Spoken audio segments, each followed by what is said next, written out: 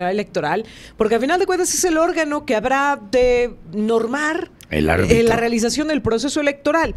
Y hay discusiones pues que todavía se están tratando de librar, ni más ni menos pues el rechazo al proyecto que obligaba a los partidos políticos a postular al menos 5 mujeres para las gubernaturas que estarán en juego en el 2024, pero también el tiempo o el tema del tiempo en el que se deben dar las precampañas también ha generado debate, y quien ha estado ahí en el centro de todo esto es el consejero del Instituto Nacional Electoral, el potosino Martín Fasa, a quien le agradezco mucho que nos tome la llamada. Gracias, Martín, muy buenos días. Erika, un gusto saludarte, al igual que a Jonathan y también al auditorio. Buenos días, consejero. Martín, antes de hablar de los tiempos de las precampañas, quiero que nos ayudes a entender qué fue lo que sucedió en esta discusión sobre el tema de la paridad de género en las candidaturas a las gubernaturas, porque había ahí pues una discusión y un debate entre los mismos consejeros de si se trató de un malentendido o de una acción malintencionada. ¿Qué pasó, Martín?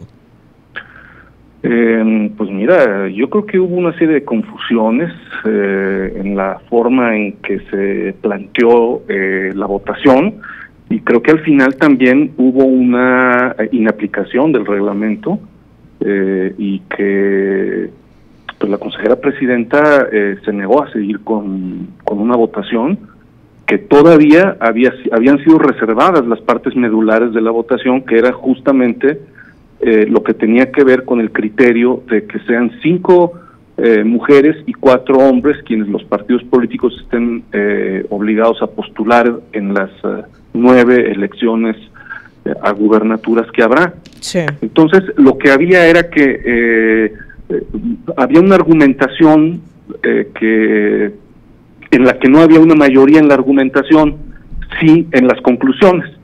Las conclusiones eran que había que acordar el criterio de que se votara, de que sean 5 mujeres y 4 hombres.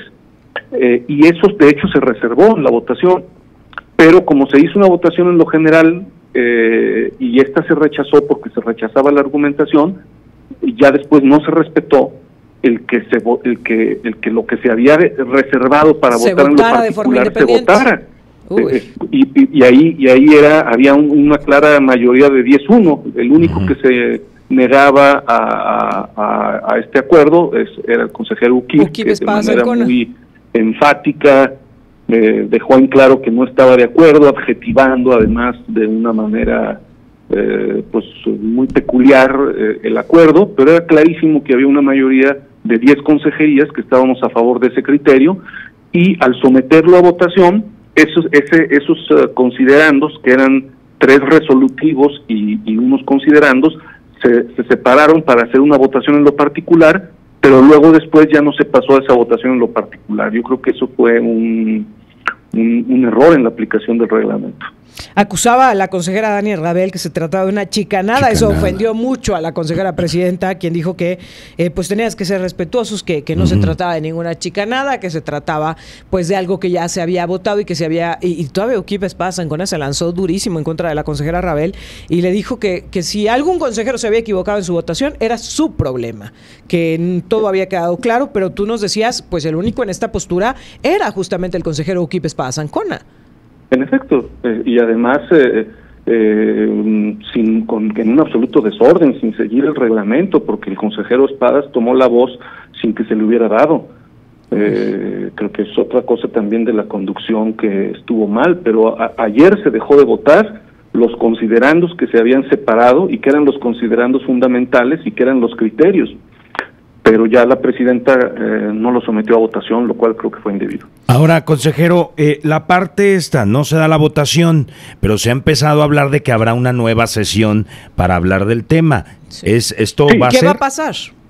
No, por supuesto. De hecho, ya el día de ayer, hacia un poco antes de las 10 de la noche, 6 consejerías dirigimos un oficio a la consejera presidenta para que convoque en calidad de urgente a una sesión extraordinaria para hablar y finalmente acordar sobre este asunto. Ayer, aquí tengo el dato, ayer a las 9:44, 6 consejerías le dirigimos ya un oficio a la presidenta para que convoque a una sesión extraordinaria urgente para aprobar el proyecto de acuerdo.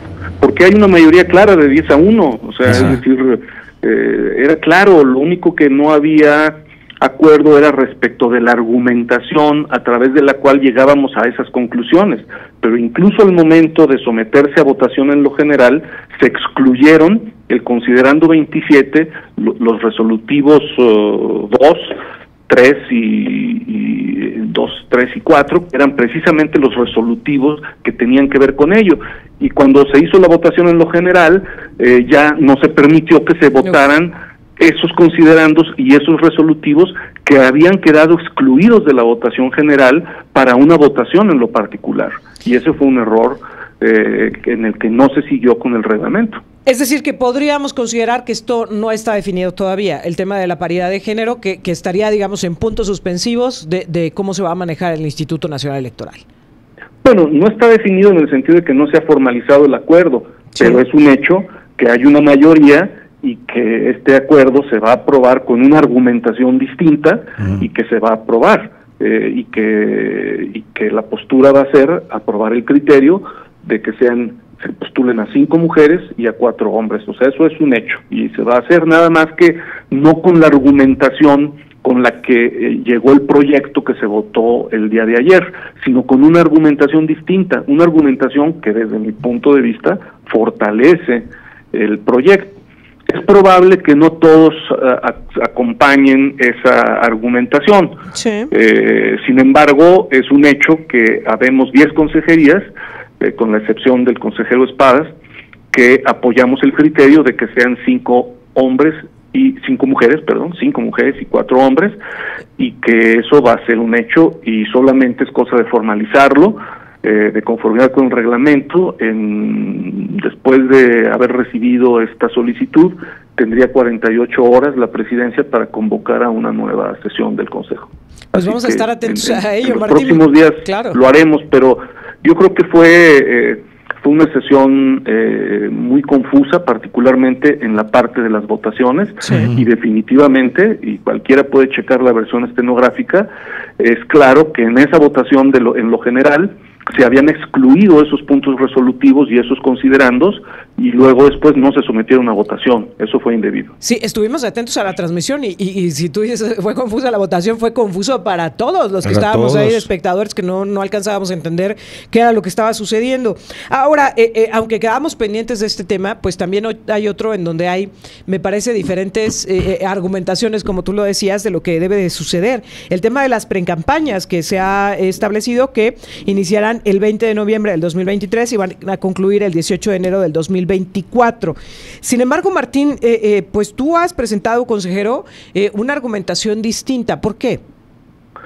Bueno, lo que pasa es que esto fue así porque nosotros originalmente habíamos previsto que las precampañas iniciaran el 5 de noviembre y terminaran el 6 de enero, fundamentalmente por cuestiones de fiscalización.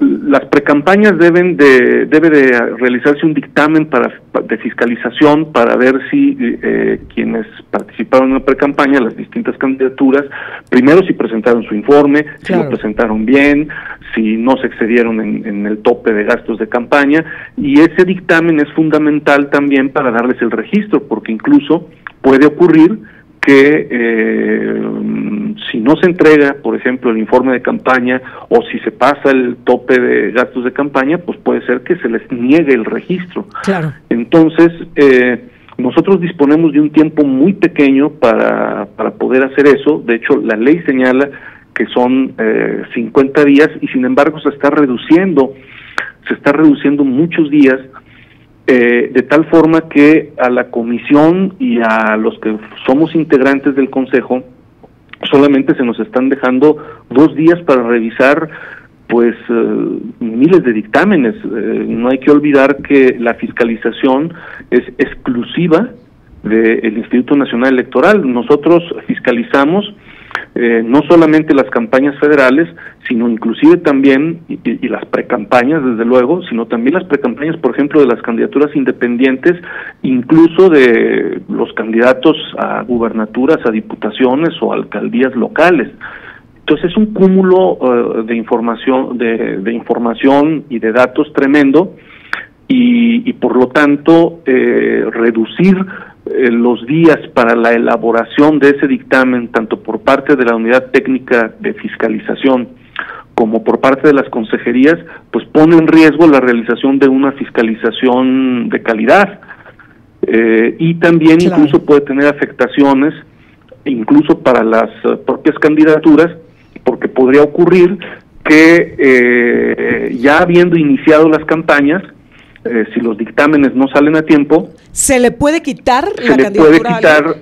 Se le puede quitar la candidatura a alguien que ya se le hubiera dado el registro porque el dictamen salió tarde. O también puede ocurrir, y no es un hecho, digamos, inusual, que por alguna impugnación que presente algún otro aspirante candidato de perdedor, esa misma candidatura, ante el tribunal resuelva cuando ya estén en campaña, y por lo tanto se tengan que bajar personas que ya estén en campaña, y esas personas que a las que se suban después tendrían menos días de campaña. Entonces habría también una afectación a la equidad de la contienda.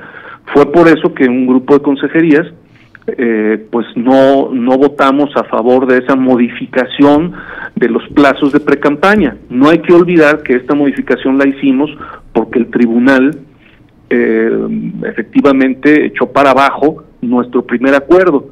Sin embargo, sí nos decía, y nos lo dijo muy claramente en la sentencia, y además también así está estipulado en la ley, que las campañas no tienen, las precampañas no tienen una duración fija, sino que tienen una que dice que no pueden durar más de 60 días. Entonces, nosotros podíamos reducir los días de precampaña, algo que pues algunos partidos no querían. ¿Le hubiera dado más certeza al proceso, Martín? Yo creo que sí, definitivamente le hubiera dado más certeza al proceso.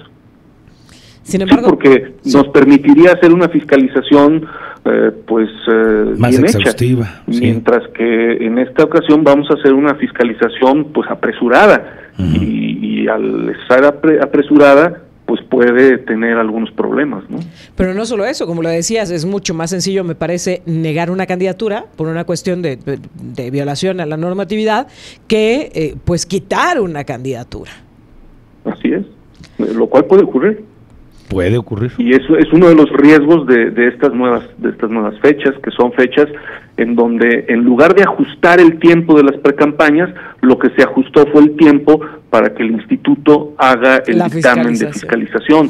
Y yo sinceramente creo que eso no debió haber ocurrido. Martín, ¿este asunto ya quedó saldado? Es decir, ¿así quedaron las fechas? Pues mira, ningún partido lo va a impugnar. Porque pues a todos los partidos políticos les conviene tener todos estos días y además tener una fiscalización pues no tan profunda. Pero dos colegas, la consejera Claudia Zavala y la consejera Dania Rabel, presentaron un juicio electoral en contra de esta resolución. Habrá que ver qué resuelve el tribunal. ¿Y cuánto tiempo le toma? Porque pues lo que ustedes estarían buscando es que se iniciaran el 5 de noviembre, que pues está a la vuelta de la esquina. Ya octubre se está acabando. Bueno, no porque sí estábamos todos de acuerdo en que iniciaran el 20 de noviembre. En lo que no estábamos de acuerdo era en la fecha de finalización, que era el 18 de enero. Nosotros, los que votamos en contra, queríamos mantener la fecha del 5 de enero como fecha límite, es decir, reducir esos 60 días que es el plazo máximo que puede hacerse precampañas, para nosotros disponer no de los 50 días que la ley establece para que el INE haga la fiscalización, sino por lo menos contar con 47 días para hacerlas, o 45 en el peor de los escenarios, porque había dos posibilidades. Pero así hubo, el 20 de noviembre es una fecha fija, porque de hecho el tribunal mandató que se iniciara hasta la tercera semana de noviembre y que el primer día de esa semana era el día 20. Entonces, no, el problema no era la fecha de inicio, sino más bien la fecha de término. Nosotros lo que queríamos era reducir los días de precampañas para tener un mejor tiempo para realizar la fiscalización, y la opción por la que optó una mayoría de seis pues decir una mayoría una mayoría ínfima, pero mayoría al fin, y eso es suficientemente válido, fue por recortarnos los tiempos a nosotros, no a los partidos políticos. Entonces, ese es el punto. Entonces, habrá que ver si el tribunal resuelve, pero tiene que ver no con el inicio de la precampaña, sino más bien con el término de la precampaña. Pues vamos a estar atentos, Martín, a ver qué es lo que sucede. Son dos temas bien delicados que hoy están en manos del Instituto Nacional Electoral, que creo que lo que menos necesita es ruido dentro del trabajo que están llevando a cabo con todo lo que está sucediendo, con la prisa de los partidos políticos por dar a conocer a sus candidatos, por la prisa de los actores políticos de destaparse. Creo que hoy lo que el Instituto Nacional Electoral requiere pues es pasos muy firmes en la toma de decisiones, y vamos a estar pendiente de ello. Te agradezco mucho, Martín. Hombre, el gusto es mío y sigamos en contacto, por supuesto. Te lo voy a agradecer. Muchas gracias. Muy buenos días. El consejero del Instituto Nacional Electoral, el potosino Martín Faz, platicando con nosotros. ¿Qué tema, Sí. Altavox.